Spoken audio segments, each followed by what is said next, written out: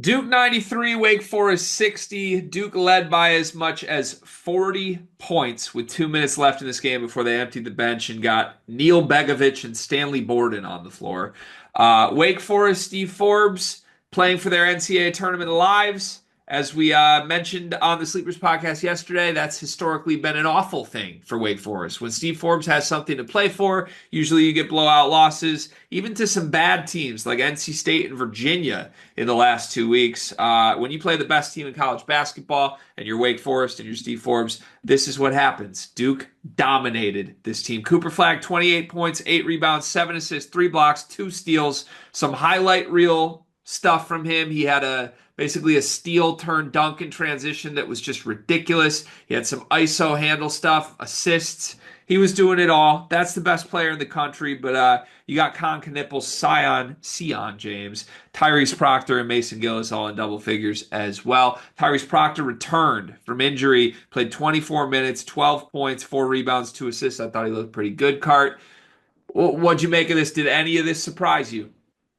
It I guess the surprising part to me, and I shouldn't be surprised, is that Wake Forest didn't, I guess, necessarily put up as much of a fight as I thought they should, given how the first matchup went, and also given basically what they had to play for. But at the end of the day, it's also Steve Forbes, and I just want to get out in front of this. If I ever upset with my program and how it's going and how things are playing out, wins, losses, whatever, I'm going to find some solace in the fact that I don't support a team coached by Steve Forbes. I don't know how Wake Forest fans deal with that, sleep at night. That's, I guess, a conversation for another day.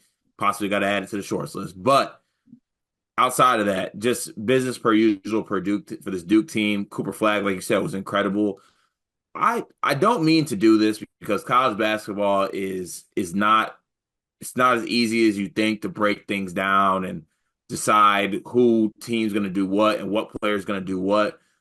But like, I have the hardest time, and I mean the hardest time, figuring out how somebody's going to beat this Duke team. I mean, it's got to look like what it looked like in the non-con when they lost a couple, right? Yeah, but like that, they don't get to that. That was puberty. That was their voice cracking. That was their balls dropping. Or the I- Clemson game. They got beards now. The balls had dropped by the Clemson game. The floors are in way better condition in the NCAA tournament. Yeah, I think that's true. I think that's true. So you think this is a cakewalk? Not a cakewalk, but like I think this is clearly above and beyond the best team in college basketball. Yeah. Yeah, I agree too. It's frustrating because I feel like we're hearing a lot of talking heads not say this. Like we're still hearing talking heads kind of present that it's Auburn. Like I think it was Jay Billis yesterday was on a video and he was like explaining like what college basketball fans need to know if they're just tapping in for March. And he was like, "Well, Auburn's been the best team this year." No, they haven't. Like Duke has very clearly been the best team this year. Duke is better according to all the analytics. Duke is the second best team since 1997 that we've seen in college basketball per KenPom. The only team better was the 1999 Duke team that was historically great and lost in the national championship game to UConn. But I just I almost get insulted on behalf of this Duke team when I hear other people mention an Auburn team that they beat in the same breath as this team. Makes no sense. Like in that, and I keep coming after Jay Billis. He's a Duke guy. I don't mean to, but like in the same video, he was explaining like, yeah, well, Duke's got the best player, the most talented guy. He's probably not going to win National Player of the Year, but that's okay because he's the most talented. He should. Like Cooper Flagg's way better than Janai Broome. Duke is better than Auburn. They beat them. What are we Uh, doing here? And I, uh, I don't want people to like Auburn's great. They're fun too. All that can be true. This is Duke's season. It's been the Duke season since the jump. They have a transcendent player. They have this awesome team. They've been running through this conference. Every night they're winning games by 40. Like, dog, their last 3 games, they literally beat Illinois by 40, Miami by 40, Florida State by 35, Wake Forest by 33. That's their last 2 weeks of basketball cart. You're raising your hand. What? I want to double check my sources here. 18-year-old Cooper Flag, by the way, um, goes 10 for 16 from the field, 3 of 6 from three, 5 of 6 from the line, 8 rebounds, 7 assists, 2 steals, 3 blocks because he's a silly little boy, with 1 turnover, right? Correct. Huh. So we don't think that that's maybe just a wee bit better than Janai Broom's 3 for 9, 9-point performance? Just It's a a wee lot to bit. play for lately for these guys individually, and Cooper Flag's delivering. Oh, that's the best player in the sport. Yeah, it might be the best player in like 20 years. Yeah, like it's but I think people try like he turns it over off one spin move and think pieces get thrown out there. This isn't the generational prospect, the transcendent prospect like we thought he was going to be. Yeah.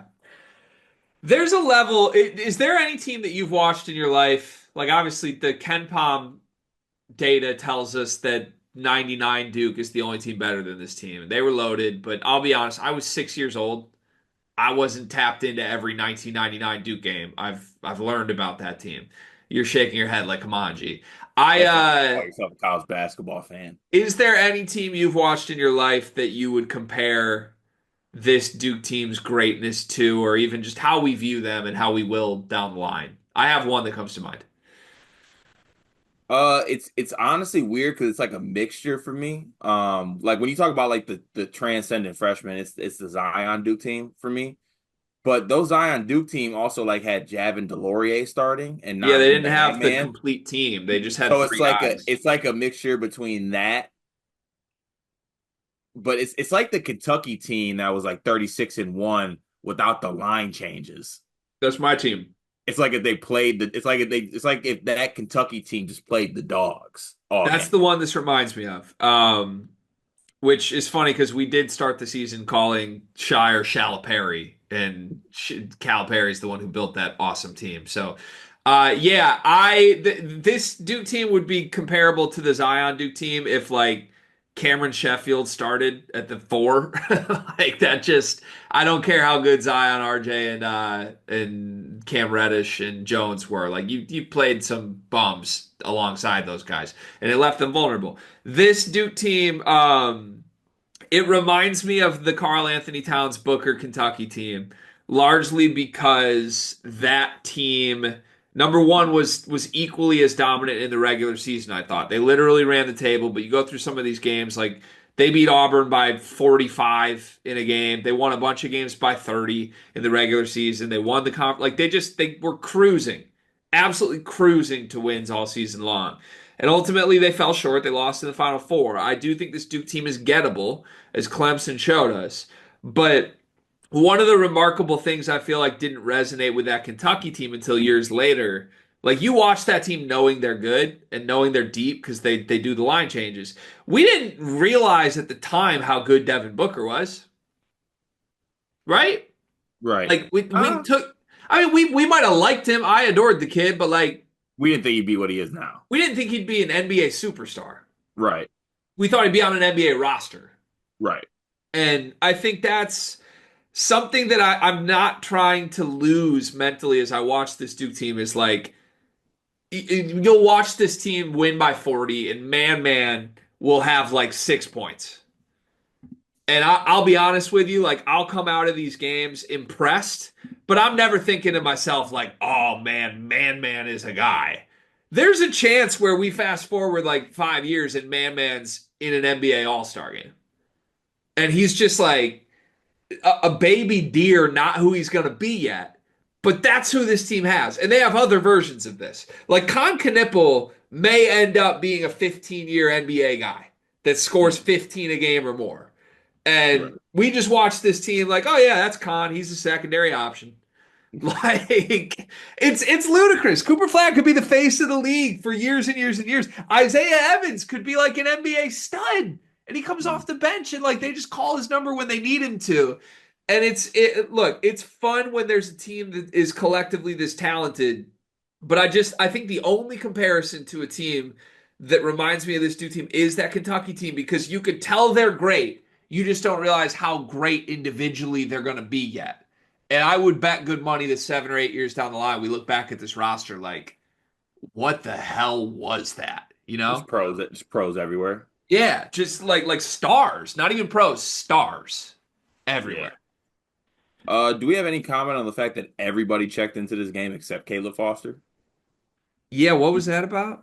Was he hurt? Let's give that a quick Google. I didn't hear that on the broadcast. I didn't hear it either, but that's literally everybody checked in except for him. Hmm. Yeah, quick Google News is just saying, is it time for Caleb Foster to step up for Duke basketball from a couple days ago? So, They Neil Begovic got in before him. yeah, seems the answer to that would be no. No. I don't know. Did he have like an interview? I don't think he drops his new episodes until Wednesdays. He wasn't doing like the Alex Cooper podcast or anything? Honestly, Caleb Foster was definitely most likely to be like a producer on Call Her Daddy. Call him Portler. Is that what it's Call him called? Porter. Yeah, Yeah, honestly, he's probably looking at Miami places right now. probably. Um, Proctor back. Did you think he looked good? Yeah, I thought he did. To me, it was more so like just how he moved, and not to downplay it, but like it was just a knee bruise. Like I know it's looked a lot worse than it was. So like he's good. Yeah, he looked good. I thought he looked like nearly 100%, honestly. I will just say selfishly, hand up high, speaking for myself here. I missed the Isaiah Evans starter era already. Like It was Proctor's a fun. better player. He's definitely a better player. Isaiah Evans launching 13 threes in his one start is something I'll remember for the rest of my life. That's real hoops right there. It's real hoops. And I'm glad Isaiah's still getting minutes, so his role's still there. But it just felt different. I missed it. He checked into this game, and I was like, damn, he was gunning last game, and I missed that. Yeah, it was fun. I mean, if there's one thing my dog's gonna do is when he gets his minutes, he's gonna get them attempts up. Right. Yeah, I Like, agree. Can and we have a moment of silence for a second? of course, All right.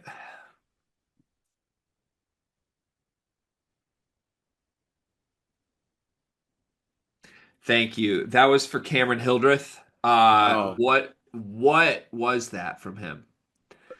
uh, was it Cam Hildreth being Cam Hildreth?